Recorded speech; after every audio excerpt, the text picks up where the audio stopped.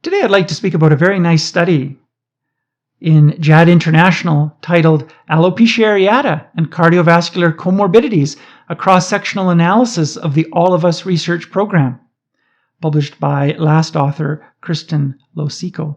I really like this study.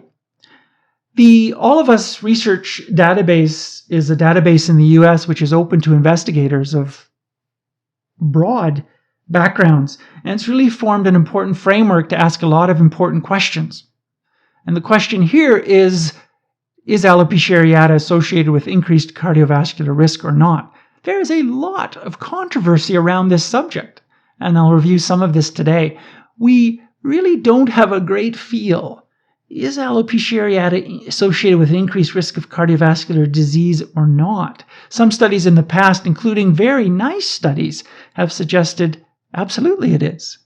And other studies, like this particular study, suggest not really. Where do we sit in 2024?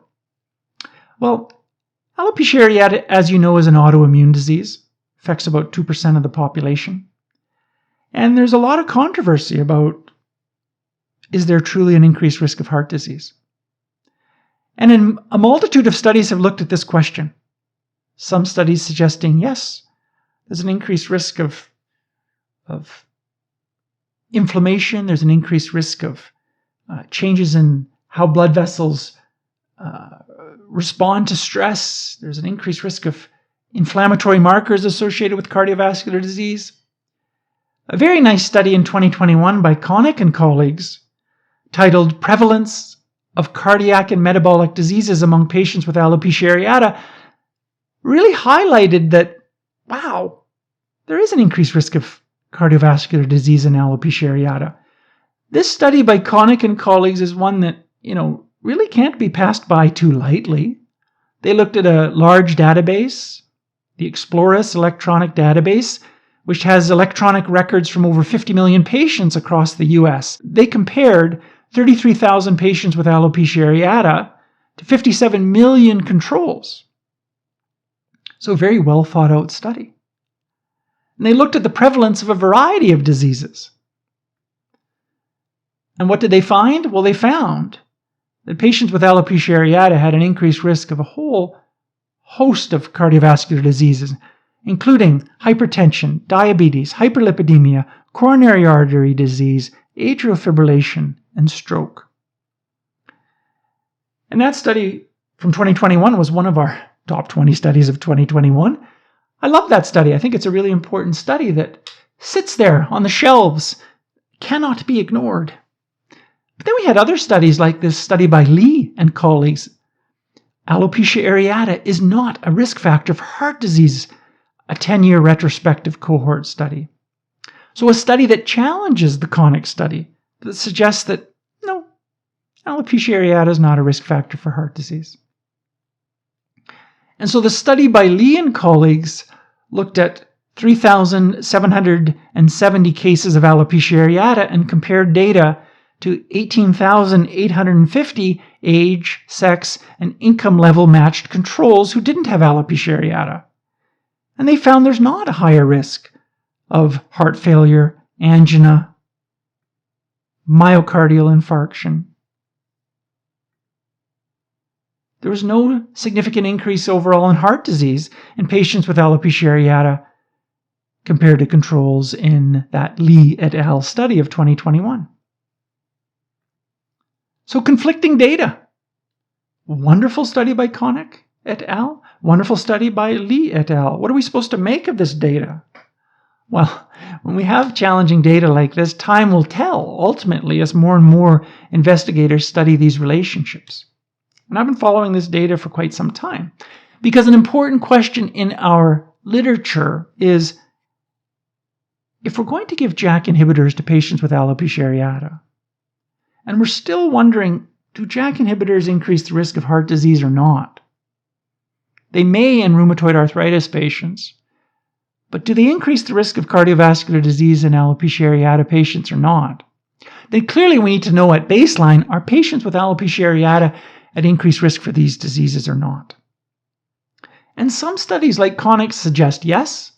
Some studies suggest no. And some studies suggest yes and no. Overall, they don't, but if you look at alopecia totalis and universalis, yes, they do. So, lots of controversies in this field. So here we have this nice study by Kristen Losico, JAAD International. The authors dive into the All of Us database looking for data to help us, one way or the other, do patients with alopecia areata have an increased risk of cardiovascular disease. And so they looked at the electronic database and they identified 995 patients with alopecia areata, and they matched them to 3,980 controls, matched based on age, sex, race, and the length of the follow-up.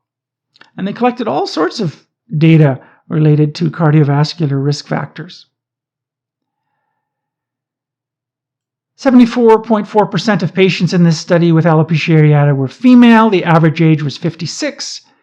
And it was particularly interesting to note that these patients had a higher income level, greater educational backgrounds, and lower levels of smoking compared to their matched cohorts. And so the key outcomes with multivariate analysis showed that there was a link between chronic kidney disease and alopecia areata and hyperlipidemia and alopecia areata, suggesting that maybe patients in this study with alopecia areata had an increased risk of kidney disease and lipids, hyperlipidemia. But there was no significant connection or link to cardiovascular disease, including coronary artery disease, hypertension, or heart attacks. So here we have this data suggesting that no increased risk of heart attacks, cardiovascular disease, hypertension, but maybe some cholesterol problems and kidney disease in alopecia areata patients, but that's all. So a really nice study which adds to this complexity. We've got quite a few studies now in this area, and I think these are really, really important studies. Alopecia areata is a systemic inflammatory disease. It's not simply a disease associated with inflammation around the bulb of hair follicles. It's a complex systemic disease. And I think a really important question is, does this systemic inflammation drive any other diseases like heart disease? Here we have the Conic study of 2021 saying absolutely, it does. We have the Lee studies suggesting no. And we have this very nice study by Kristen Losico suggesting no. So ongoing studies are needed to understand this phenomenon. And this database here skewed slightly towards females, slightly older age. Remember, alopecia areata affects people from very early in life to very late in life. And some of the most prevalent times of alopecia areata presenting are in the 20s. And so when you really want to understand alopecia areata, you want to have a group that encompasses a widespread number of age groups. So we always have to keep that in mind. But nevertheless, very nice study, and this All of Us database is relevant and only getting better as time goes on and more patients come into that database. But we need those long-term studies, and that's what's really important in this field. That, JAK inhibitors have been used in rheumatoid arthritis for almost a decade now. And they've been used off-label in alopecia areata for a long time, but, they've only been approved for alopecia areata for a very short amount of time.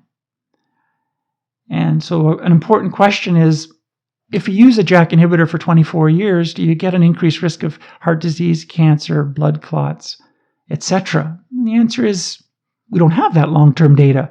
But the short-term data suggests that safety seems good. There's not a lot of signals in this area. There's not signals for heart disease. There's not signals for blood clots. There's not signals for cancer in these populations yet. But we need ongoing long-term studies. So I don't think this is over yet. I don't think we can conclusively say that no, alopecia areata is not associated with baseline risk of heart disease, but certainly it suggests that it's not likely to be a major issue. But what is needed is studies in patients with advanced alopecia areata, because there is data suggesting that perhaps those patients differ from patients with less severe forms. So the discussion is not over yet, so stay tuned. This brings us to the final Evidence-Based Hair podcast of 2024. I want to thank you for joining me throughout the year, and I'd like to invite you to a very special event next week on December 30th at 5 p.m. Pacific Standard Time, 8 p.m. Eastern Standard Time. We celebrate the top 20 studies of 2024. Each year for the past many years, we've been celebrating the top research of the year gone by, and we are doing that again this year, and I hope you'll join me.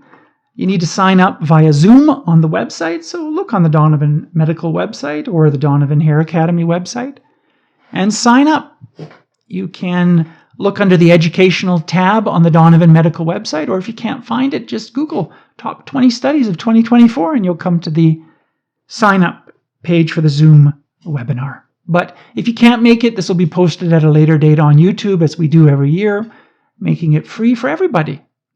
Free for everybody to celebrate these wonderful studies and all the wonderful research that has contributed to our understanding of this broad array of diseases, scarring and non-scarring, children and adults. And I look forward to celebrating with you next week. And I, of course, look forward to seeing you in 2025 as we continue to dive into studies that are really making a difference with how we treat patients. And I'll see you next year. Thanks so much for joining me today. Thank you so much for joining me for today's podcast. It's my belief that education and educational endeavors like this podcast can help clinicians acquire new knowledge, which can ultimately help patients. And education can also help hair loss researchers to ask better research questions. And better research questions can give clear answers about how to best diagnose or how to best treat hair loss. And ultimately, this will see benefit in our patients with hair loss. And education can also empower patients to acquire new knowledge so that they can engage in critical discussions with their hair loss practitioners, which hopefully will lead to improved care. At the Academy, we're really proud to be able to offer educational programs for clinicians, as well as educational programs for the public. And if you're a practitioner interested in studying hair loss at an advanced level, you might consider applying to the Evidence-Based Hair Fellowship, or EBHF. This is an intense program, but it's a program that equips you with the necessary skills to really help patients. Our next iteration starts January 2026, and we'd love to have you in the program. You can learn more about the EBHF by contacting our administrators at info@donovanhairacademy.com. That's it for this week. I look forward to seeing you next week for another episode of the Evidence-Based Hair Podcast. Thanks so much.